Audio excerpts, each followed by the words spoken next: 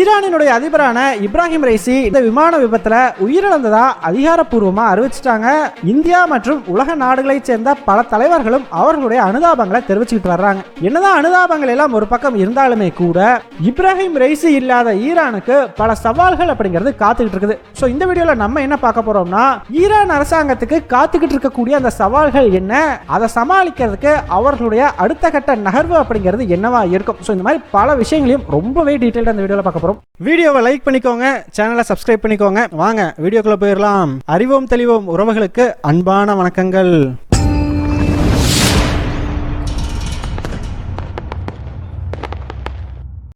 முதல் விஷயமா, ஈரானினுடைய அதிபரான Ebrahim Raisi நேற்று நடந்த விமான விபத்துல உயிரிழந்துட்டதா நேத்து காலையிலேயே ஈரான் அரசாங்கம் அபிஷியல் ஸ்டேட்மெண்ட் அப்படிங்கறத கொடுத்துட்டாங்க.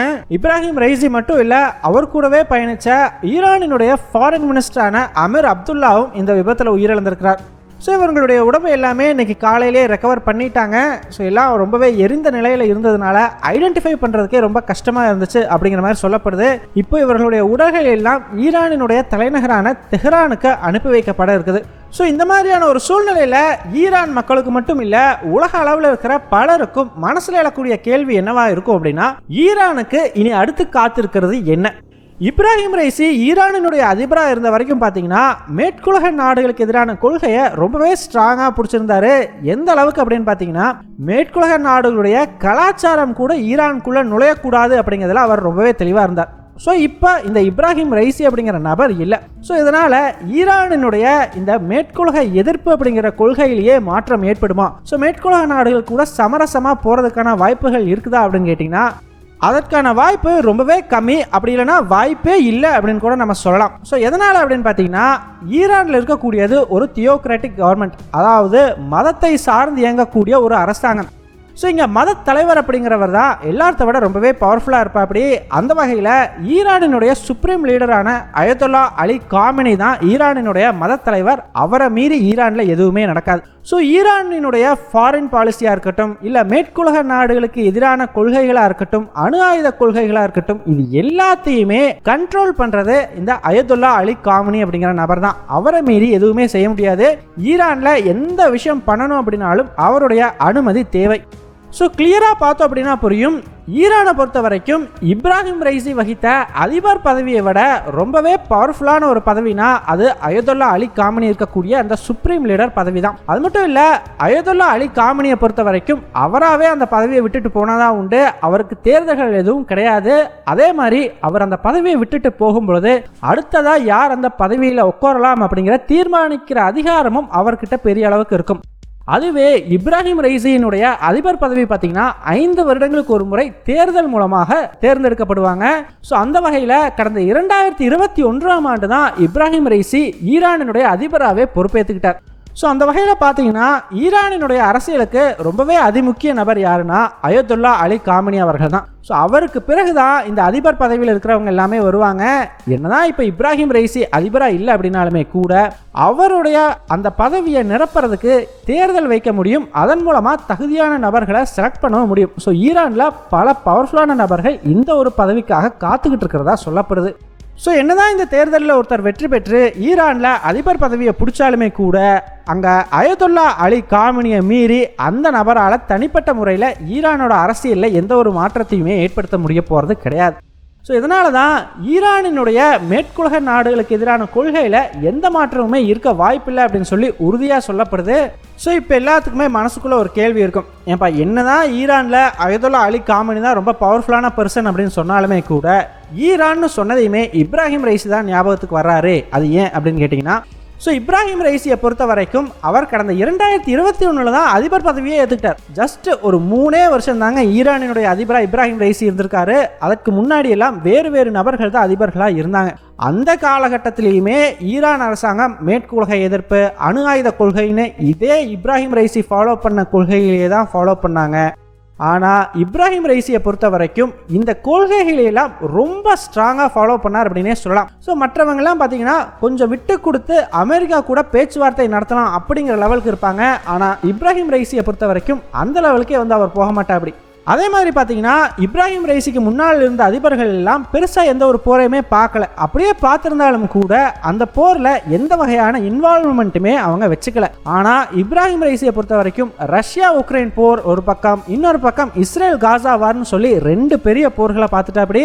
அதே மாதிரி அந்த போர்களில் அமெரிக்காவினுடைய எதிர்ப்பையும் மீறி ஆயுதங்கள் சப்ளை பண்றது, அந்த போரில் ஈடுபட்டிருக்கிறவங்களுக்கு ஹெல்ப் பண்றதுன்னு சொல்லி மேற்குலக நாடுகளுக்கு எதிராக பயங்கரமான செயல்பாடுகளை காமிச்சார். ஸோ இந்த ஒரு காரணத்துக்காகவும் இப்ராஹிம் ரைசி ரொம்ப பெரிய அளவுக்கு உலக அரசியலில் பேசப்பட்டாரு. ஸோ இதனால தான் அவர் ஜஸ்ட் ஒரு 3 வருஷம் தான் ஆட்சியில் இருந்தாலுமே கூட ஒரு பெரிய இம்பாக்டை ஈரானில் கிரியேட் பண்ணிட்டார். அதே மாதிரி உள்ளூர் அரசியலை பொறுத்த வரைக்கும் இப்ராஹிம் ரைசி மதம் சார்ந்த விஷயங்கள்ல ரொம்பவே தீவிரமா இருக்கக்கூடிய நபராக தான் பார்க்கப்பட்டாரு. எந்த அளவுக்குன்னு பார்த்தீங்கன்னா ஈரான்ல பெண்கள் கண்டிப்பா ஹிஜாப் அணிந்தே தீர வேண்டும் அப்படிங்கறத ரொம்பவே ஸ்ட்ரிக்டா கொண்டு வந்தா. அப்படி கூடவே இந்த மொராலிட்டி போலீஸ் அப்படின்னு சொல்லிட்டு இந்த ஹிஜாப் அணியதை செக் பண்ணுவாங்க இல்லையா, அவங்களுக்கு அதிக பவர்ஸ் அப்படிங்கறத இப்ராஹிம் ரைசி கொடுத்திருந்தார். இதனாலேயே ஈரானுக்குள்ள இப்ராஹிம் ரைசிக்கு எதிராக போராட்டங்கள் எல்லாம் வெடிச்சு பிரச்சனையானதை பத்தி எல்லாம் நம்ம பார்த்திருந்திருப்போம். அது மட்டும் இல்லைங்க, கடந்த 2017ஆம் ஆண்டே அதிபர் தேர்தலுக்கு இப்ராஹிம் ரைசி நின்னாப்ல. ஆனால் அந்த தேர்தலில் அவர் தோத்து போயிட்டாரு. அதற்கு முக்கிய காரணமாக அமைஞ்சது எதுன்னு பார்த்தீங்கன்னா, கடந்த 1988ஆம் ஆண்டு ஈரானை சேர்ந்த MEK அப்படிங்கிற ஒரு இயக்கத்துக்கு எதிராக ஈரான் அரசாங்கம் ரொம்ப கடுமையான நடவடிக்கைகள் எடுத்தாங்க. அதன் ஒரு பகுதியாக அந்த இயக்கத்தை சேர்ந்த பலரையும் தூக்கில் போட்டாங்க. ஸோ இதில் கிட்டத்தட்ட 5000க்கும் மேற்பட்டவர்கள் கொல்லப்பட்டிருக்கலாம் அப்படிங்கிற மாதிரி சொல்லப்படுது. அதில் இப்ராஹிம் ரைசிக்கு ரொம்பவே முக்கிய பங்கு இருக்கிறதாகவும், அதில் இப்ராஹிம் ரைசி என்ன மாதிரி விஷயங்கள் எல்லாம் டைரக்டாக இன்வால்வ் ஆகிருக்கிறாரு அப்படிங்கிறத பற்றின ஒரு ஆடியோ லீக் ஆச்சு. ஸோ அந்த ஆடியோ லீக் ஆனதுனாலே அவரால் அந்த எலெக்ஷனில் ஜெயிக்க முடியாமல் போச்சு. இதனால தான் இவ்வளோ பெரிய படுகொலைகளுக்கு முக்கிய காரணமாக இப்ராஹிம் ரைசி இருந்ததுனால அவரை பட்சர் ஆஃப் தெஹ்ரான் அப்படிங்கிற மாதிரி ஒரு பெயரை சொல்லி அழைப்பாங்க.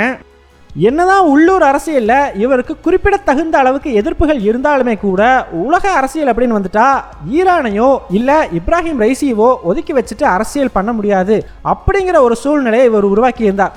அது மட்டும் இல்லைங்க, மேற்குலக நாடுகளுக்கு எதிராக ரொம்பவே தீவிரமான எதிர்ப்பை காமிச்சதுனால இவர் ஈரானினுடைய சுப்ரீம் லீடரான அயதுல்லா அலி காமினிக்கு ரொம்பவே நெருக்கமான நபராகவும் மாறினாரு. ஸோ எந்த அளவுக்கு அப்படின்னு பார்த்தீங்கன்னா, அயதுல்லா அலி காமினியினுடைய அரசியல் வாரிசாவே இப்ராஹிம் ரைசி தான் பார்க்கப்பட்டார். ஸோ ஈரானில் இருக்கிறவங்க எல்லாருமே அடுத்த ஈரானினுடைய சுப்ரீம் லீடர் இவர் தான்ப்பா அப்படின்னு சொல்ற அளவுக்கு ஒரு முக்கிய இடத்தை வகிச்சுட்டு இருந்தாரு.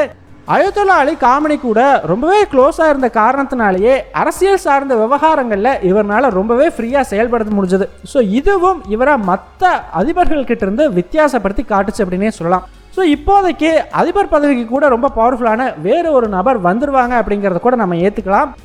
ஆனால் அடுத்த அரசியல் வாரிசா பார்க்கப்பட்ட இப்ராஹிம் ரைசி இப்போ அயதுல்லா அலி காமினிக்கு இல்லை. ஸோ இனி அடுத்ததா யார் ஈரானினுடைய சுப்ரீம் லீடரா ஆகிறதுக்கு தகுதியுடையவர் அப்படிங்கிற ஒரு கேள்விதான் இனி ஈரானினுடைய மிகப்பெரிய பிரச்சனையா இருக்கும் அப்படிங்கிறதுல சந்தேகமே தேவையில்லை. கண்டிப்பா அயதுல்லா அலி காமினிக்கு அடுத்த அந்த பதவியை யார் பிடிக்கிறது அப்படிங்கிற ஒரு போட்டி இருக்கும். அந்த போட்டியில ஜெயிக்கணும் அப்படின்னா இப்ப நடக்கக்கூடிய அதிபர் தேர்தலில் ஜெயிச்சாகணும். ஸோ இப்ப யார் அதிபராகிறாங்களோ அவங்களுக்கு தான் அடுத்த சுப்ரீம் லீடர் ஆகிறதுக்கான வாய்ப்புங்கிறது ரொம்பவே ஜாஸ்தியா இருக்கும். ஸோ இந்த காரணத்துக்காகவே வரக்கூடிய தேர்தலில் அதிகார போட்டி அப்படிங்கிறது அதிக அளவுக்கு இருக்கும் அப்படின்னு எதிர்பார்க்கப்படுது. இதனால பல பிரச்சனைகள் வரலாம். ஈவன் நடக்க போற அந்த தேர்தலில் ஜெயிக்கக்கூடிய நபர் ஈரானினுடைய மேற்குலக நாடுகள் எதிர்ப்பு அப்படிங்கிற கொள்கையில இருந்து மாறுபட்ட ஒரு நபராக கூட இருக்கலாம். ஸோ இது எல்லாத்தையுமே சமாளிச்சாகணும். அடுத்த ஒரு 50 நாட்களுக்கு இப்ராஹிம் ரைசிக்கு கீழே வைஸ் பிரசிடென்டா இருந்த முகமது முபாரக் அப்படிங்கிற நபர் அதிபர் பதவியில் இருப்பாரு. அதற்கு பிறகு நடக்கிற தேர்தலில் ஜெயிக்கக்கூடிய நபர் எப்படி இருந்தாலும் அவரை அந்த அதிபர் பதவியில பிரச்சனை இல்லாம உட்கார வச்சு அவரை ஈரானினுடைய கொள்கைகளுக்கு ஏற்ற நபரா மாத்துறதுல அயதுல்லா அலி காமினிக்கும் ஈரானுக்கும் ஒரு மிகப்பெரிய சவால் காத்திருக்குது அப்படிங்கிறதுல வேற எந்த சந்தேகமும் நமக்கு தேவையே கிடையாது. ஸோ இதை பத்தி நீங்க என்ன நினைக்கிறீங்க?